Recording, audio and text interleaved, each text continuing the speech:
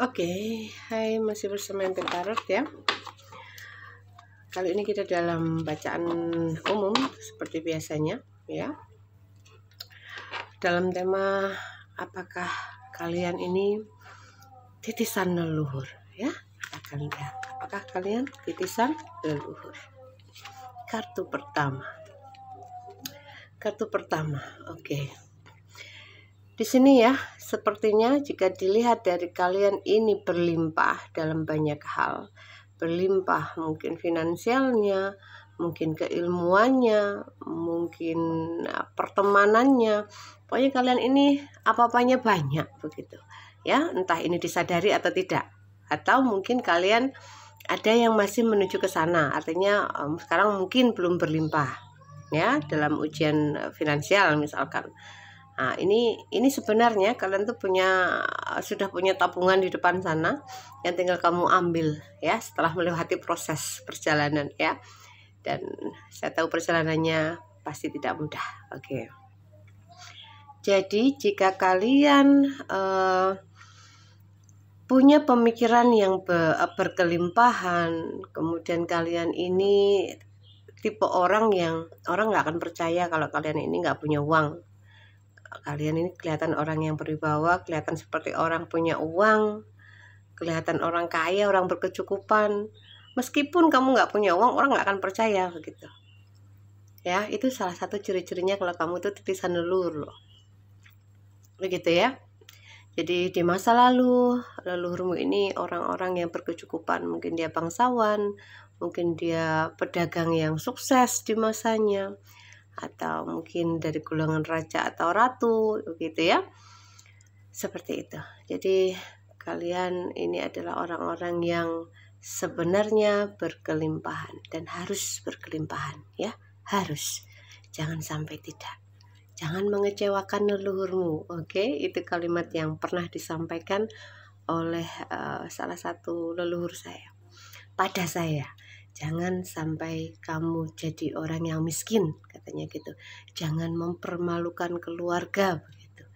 Begitu kata beliau, ya, yang bikin saya shock berat saat itu karena saya masih ada dalam ujian ekonomi yang ya cukup lumayan berat, ya.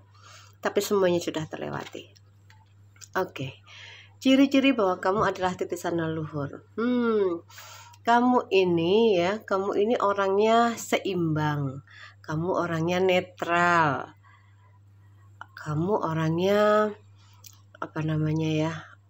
punya jiwa yang seperti anak-anak itu lah. Jiwanya murni. Ya. Ini ciri-ciri kalau kalian tuh titisan biasanya.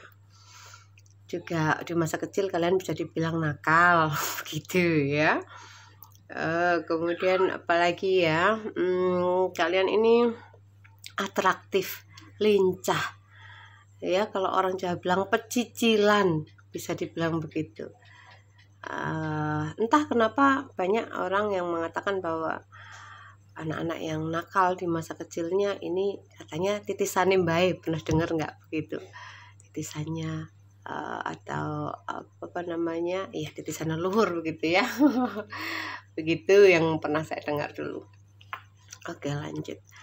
Apakah kamu titisan ya? Tentu saja kita lihat ciri-cirinya. Di sini ada bisa dibilang ini adalah pencarian jati diri. Kalian itu mempertanyakan loh tentang diri. Aku ini siapa? Aku ini kenapa berbeda? Merasa berbeda dengan kebanyakan orang, dan mungkin juga punya kelebihan yang intuisi yang bagus, kelebihan indera keenam kayak gitu, bisa melihat, paling tidak bisa merasakan ya. Kalian banyak yang mempertanyakan tentang jati diri di sini nih ya. Ini ciri-ciri jika kalian tuh titisan ya. Oke. Katanya orang Jawa didampingi baik kayak gitu. Oke, lanjut. Ciri-ciri ya, jika kalian ini titisan, kalian ini biasanya tangguh. Kalian ini benar-benar orang-orang yang biasa di medan tempur. ya menghadapi kesulitan, bertahan hidup. Pelajarannya sampai seperti itu. Apalagi banyak hal yang tantangan kehidupan itu sudah kalian jalani, dan tentu saja itu tidak mudah.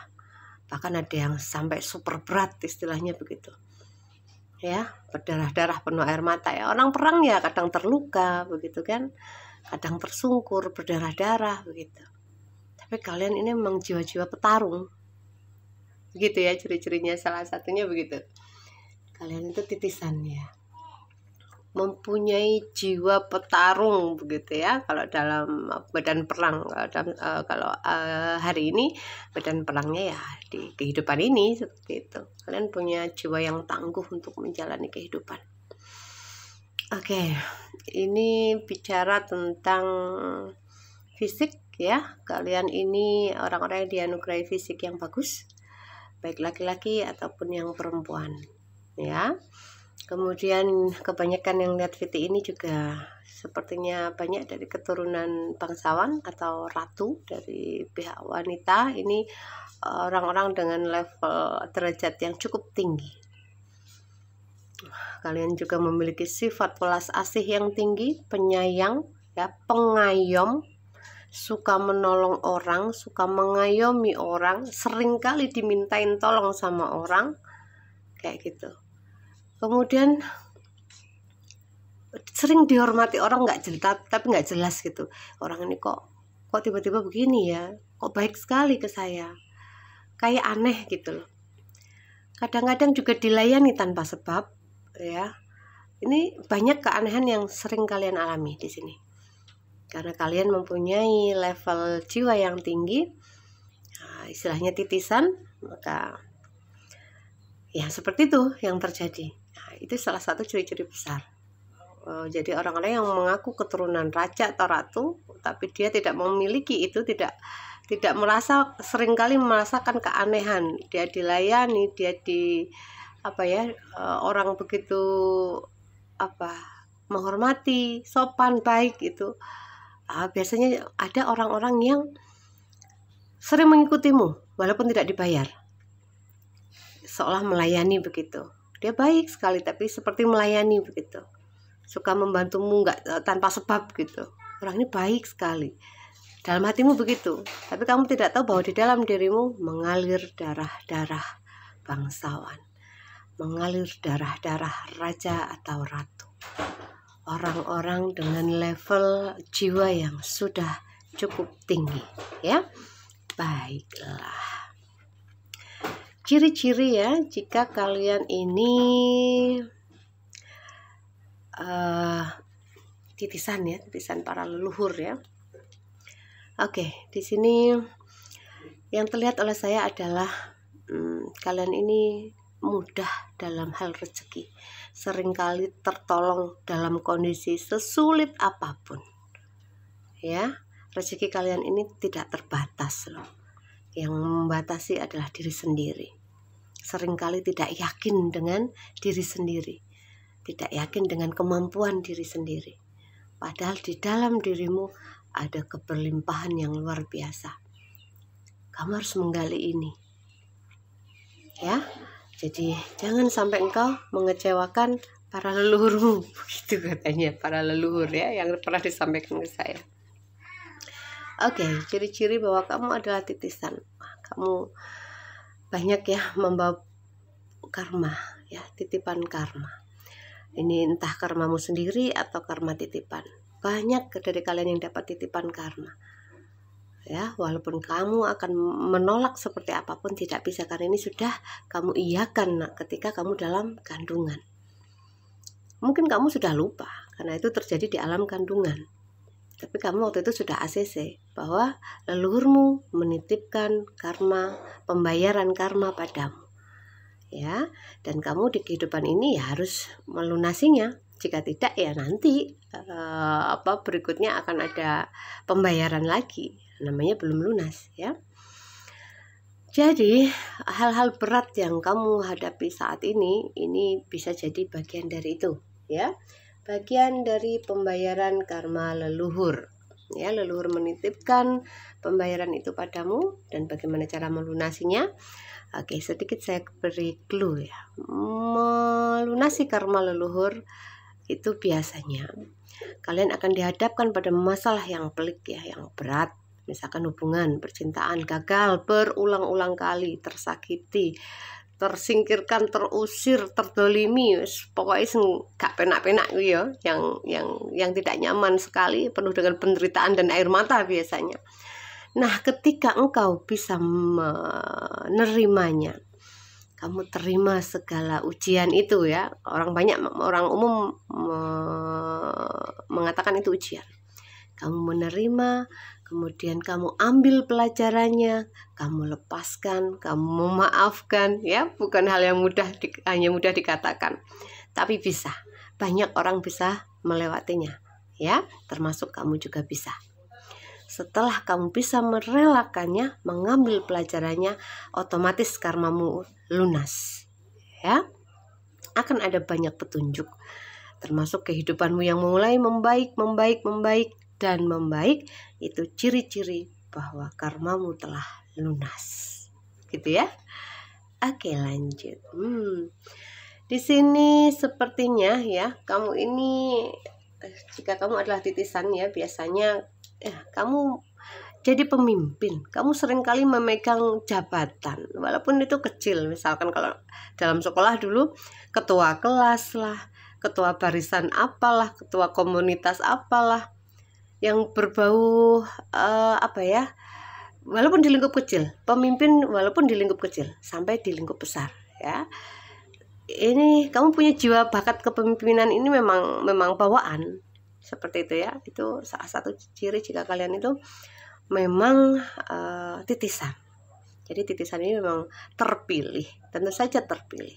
Kenapa dipilih? Ya karena kamu kuat, karena kamu mampu. Biasanya dilihat dari hari lahir, bisa dari aura juga bisa ya. Oke, ciri-ciri bahwa kamu adalah titisan ya. Ini beberapa di antaramu ini seperti tidak punya kebebasan. Semuanya itu seperti di luar kendalimu loh. Kayak gitu. Kamu mau ke sini, kamu punya planning ini, aku akan jadi ini, nanti aku seperti ini. Kamu sudah mencita-citakan itu, memplanningkan itu, semuanya di luar dari dugaanmu, berbalik, jauh dari apa yang kamu inginkan. Ya, meskipun titelmu tinggi sampai S3, sampai S13, apa S19, apa S21, tidak bisa. Panggilan jiwamu akan tetap menarikmu ke sini, ke ranah spiritual, ke ranah pembayaran karma, begitu ya. Kamu akan diarahkan. Kamu tidak bisa menjadi yang seperti kamu mau, ya. Walaupun ada lagunya, menjadi yang ku mau, seperti yang ku mau, tidak bisa, ya. Bisanya menjadi yang mereka mau, karena memang sudah perjanjianmu dengan leluhur dan di-ACC oleh Tuhan semesta, begitu. Jadi kamu ini ikatan tulisan takdirmu ini sangat kuat. Jadi kalimat free will itu seolah-olah itu tidak berlaku padamu. Free will, kebebasan berkehendak, tidak berlaku. Kalian coba saja. Kalian coba tantang semua itu. Ya, kalian misalkan, aku tidak mau menerima karma leluhur. Aku tidak mau menjadi seorang spiritualis misalkan. Aku tidak mau punya kelebihan. Tolak saja semau kamu, semampu kamu. Semakin kamu menolaknya, semakin berat penderitaan hidupmu. Buktikan. Jangan percaya cabai itu pedas jika belum pernah memakannya. Ya, lakukan dulu. Jangan mudah percaya bahwa kamu adalah orang-orang terpilih. Setelah kamu menjalaninya, setelah kamu merasakannya, terserah keputusanmu mau percaya atau tidak. Ya, begitu saran saya. Oke, lanjut. Di sini saya melihat bahwa sebenarnya kamu itu orang-orang yang pernah terlahir di negeri seberang. negeri seberang itu banyak ya zaman dahulu. Wah, saya nggak bisa mengatakannya, mungkin dari China, Tiongkok ya, ada yang dari Eropa, Melayu, atau mana ya, orang-orang seberang yang kemudian kamu terlahir kembali di Nusantara ini. Sebenarnya kamu bukan asli Nusantara ya, jiwamu itu pernah lahir di luar sana, di negeri seberang sana. Biasanya ini orang-orang yang dipelajarkan untuk belajar ketimuran, sopan santun, tepo sliro, hal-hal seperti itu, welas asih, bahasa spiritual orang Jawa itu ya. Kalau ngomongin Jawa atau Nusantara ya, Nusantara itu sudah level 10 di zaman itu, sudah zaman Atlantis Lemuria itu level leluhur kita sudah di level 10. Jadi banyak orang dari seberang yang ingin belajar ke sini, ke Nusantara. Kalian bisa cek sejarah-sejarah itu di googling ya, sekarang zaman sudah modern ya.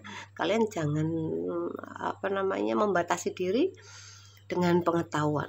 Serap semua ilmu ya, dengarkan semua ilmu, jangan menolaknya, kemudian saring dengan batinmu.